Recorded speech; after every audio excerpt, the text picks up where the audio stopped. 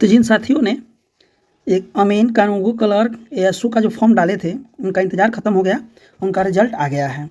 यहाँ पे साइट दिखा रहा है, इसी साइट पे आपका आया है। यहाँ पे आप देख सकते हैं,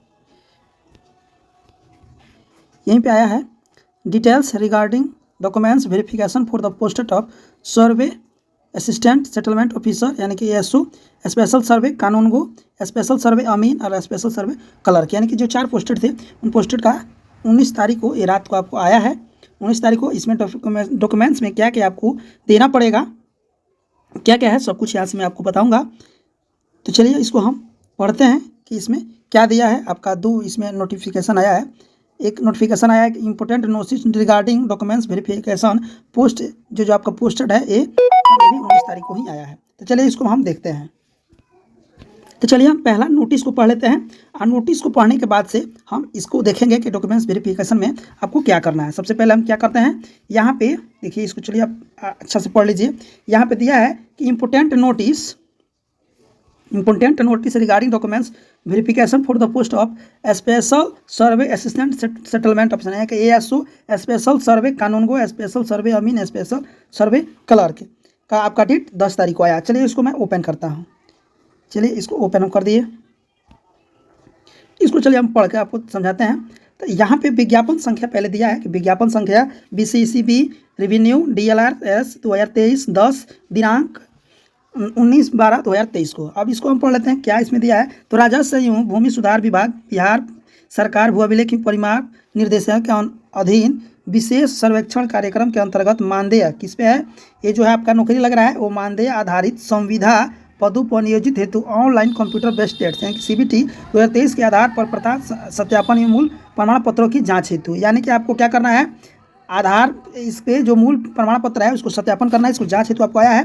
तो इसका जो पेपर का बात कर लेते हैं, तो इसका जो पेपर चला था 5/8/2023 से 30/8/2023 के बीच में अवधि में स्पेशल सर्वे असिस्टेंट सेटलमेंट ऑफिसर, स्पेशल सर्वे कानूनगो, स्पेशल सर्वे अमीन और स्पेशल सर्वे क्लर्क के रिक्त पदों को नियुक्त हेतु ऑनलाइन कंप्यूटर बेस्ड परीक्षा 2023 में शामिल हुए थे। उन अभ्यर्थी को पदवार कोटिवार सूचीबद्ध वेबसाइट है आपका BCECBboard.bihar.gov.in पर उपलब्ध करा दी गई है। अभ्यर्थी ऑनलाइन पोर्टल डॉक्यूमेंट्स वेरिफिकेशन लिगांड सर्किंग लिंक पे क्लिक करके view your rank result status link and link the click registration number और रैंक डिटेल्स, यानी आपको ये जो है दिया है, यानी कि चलिए इसको हम दिखा दे रहे हैं कि इस चीज़ को कहाँ से आपको वेरीफाई करना है।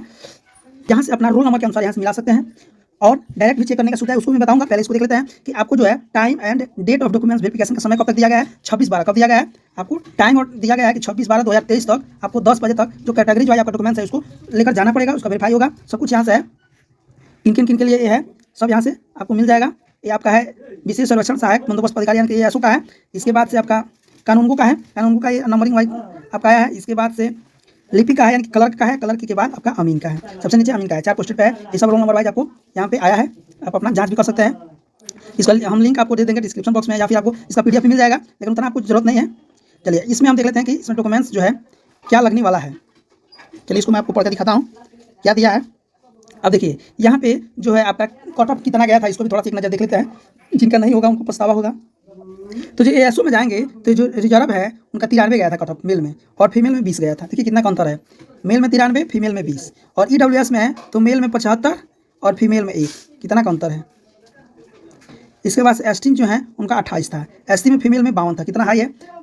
ऐसे ही आपका फीमेल SC में 1.56%, फिर आपका OBC में 87 गया। देखिए कितना का अंतर है, ये 87 और ये 93। इसलिए मैं बोलता हूँ आपको फॉर्म डालना है तो कभी कभी आप जनरल में भी डाल सकते हैं। जो OBC वाले हैं वो जनरल में भी डाल सकते हैं, उनका भी इसमें होने का चांस रहेगा। कितना का अंतर, मान लीजिए 6 नंबर का अंतर है, ज़्यादा का अंतर नहीं है।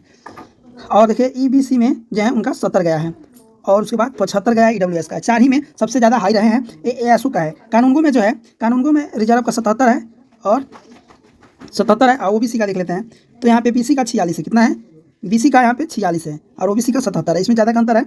तो इसमें हम फॉर्म डालते जो जनरल वाले OBC वाले जनरल में तो उनका थोड़ा सा दिक्कत हो जाता है। क्लर्क में है तो क्लर्क में अनरिजर्व का 99 है मेल का, और फीमेल का 94 है। EWS का 97 है, 2 का अंतर है। और OBC का देख लेते हैं, OBC का तो जो OBC के हैं उनका 98 गया है। कितना का अंतर है, मात्र 1% का अंतर है, 98 और 99, मात्र 1% का अंतर है। देख लीजिए आप, यही होता है। फिर तो ये आपका कट ऑफ था। फिर अमीन में देख लेते हैं थोड़ा, अमीन में कितना कट ऑफ गया था। तो 70 गया था जनरल का और ओबीसी का 35 गया था, ज़्यादा का अंतर है। इस बार जो लोग भी डाले थे उनका तो भाई एकदम मज़े है, जिनका निकल गया है। चलिए अब डॉक्यूमेंट्स वेरिफिकेशन में क्या क्या आपको लगेगा, 6 दिन के भीतर आपको उसको एकत्रित कर लेना है। तो डॉक्यूमेंट्स में आपको देखिए ओरिजिनल एडमिट कार्ड, क्या original admit card, online test जो आप पेपर दिए थे उसका एडमिट कार्ड लगेगा। इसके बाद से आप जो आपका मैट्रिक का और उसके इक्विवेलेंट में जो आपका सर्टिफिकेट लगाए हैं 10 का मैट्रिक का, उसका आपका ओरिजिनल एडमिट कार्ड लगेगा। वो भी कौन से वाले, जिसमें आपका जो सर्टिफिकेट हो उसमें डेट ऑफ बर्थ लिखना चाहिए। उसके बाद मार्कशीट चाहिए इंटर का या फिर इंटर से रिलेटिव उसके इक्विवेलेंट का।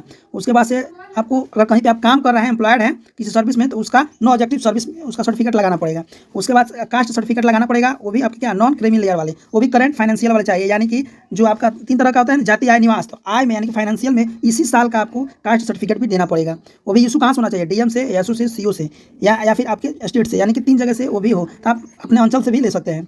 इसके बाद से दिया है ओरिजिनल रेसिडेंट सर्टिफिकेट, यानी कि हम भारत के ही हैं, इसके लिए हमको सीओ वीडियो और रेवेन्यू यानी कि आरओ से कनेक्टेड करके आपको सर्टिफिकेट एक बनवाना पड़ेगा। इसके बाद 4 copy of passport size photo, यानी कि 4 कॉपी आपको पासपोर्ट साइज फोटो चाहिए अपलोडेड ड्यूरिंग फॉर्म फिलअप, यानी कि जब फॉर्म को डाले थे उस समय उसी चीज़ का आपको 4 पासपोर्ट साइज कॉपी चाहिए, फोटो चाहिए। उसके बाद for candidate at climate disable क्यूरा डिजेबल सर्टिफिकेट, यानी कि जो लोग अंधे वगैरह हैं उनके लिए सर्टिफिकेट चाहिए।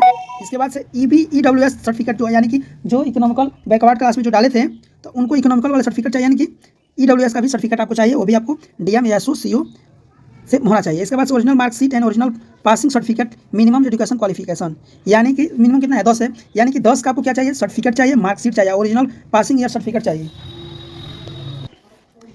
इसके साथ साथ और आपको मैं बता दूं और क्या लगने वाला है, ओरिजिनल मार्कशीट जो मैंने बता ही दिया।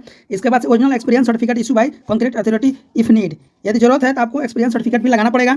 इसके बाद से अगर आप फ्री फाइटर यानी कि सैनिक के घर से आते हैं, नाती पोता है, तो आपको उसका भी सर्टिफिकेट लेकर आना पड़ेगा। इसके बाद से any other certificate apart from the certificate recording processing revenue documents DRS online test based, इसको जरूरत नहीं है। इसके बाद से online printed of online fill up application form जो आप फिलअप किए थे उसको भी लेकर जाना पड़ेगा। इसके बाद से द वेरिफिकेशन स्लिप, यानी कि जांच पर्ची जो कॉपी निकाले थे बायोमेट्रिक वाला, उसको भी आपको लगा देना है। यानी कि आपको देखिए 1 2 3 4 5 6 7 8 9 10 के बाद आपको जो इसमें है वो लेंगे, बाकी कम से कम आपको 10 सर्टिफिकेट यहाँ से लेकर जाना पड़ेगा। यहीं दिया है, उसका मूल कॉपी का ओरिजिनल भी दोनों लेकर जाया जाता है। इसी चीज़ को इसमें लिखा है, उसका छाया कॉपी यानी कि उसका फोटो कॉपी। और आपको कितने देंगे, 6 दिन के अंदर उसको आपको वहाँ पे डॉक्यूमेंट्स वेरिफिकेशन में आपको देखिए, इसमें पढ़ लेते हैं एक बार इसको। डॉक्यूमेंट्स वेरिफिकेशन कार्य की तिथि इस विज्ञापन प्रकाशन की तिथि से अगले 6 दिन बाद रखी गई है, ताकि अभ्यर्थी को अपना वांछित मूल अभिलेख संग्रह करने हेतु पर्याप्त समय मिल सके। यानी कि कहीं पे आप रखे हैं तो आप वहाँ से ला दीजिए। 6 दिन का आपको समय दिया गया है। यही आपका विज्ञापन इसमें आया था। थोड़ा सा एक साइट था, उसको भी चले मैं आपको ओपन करके दिखा दे रहा हूँ।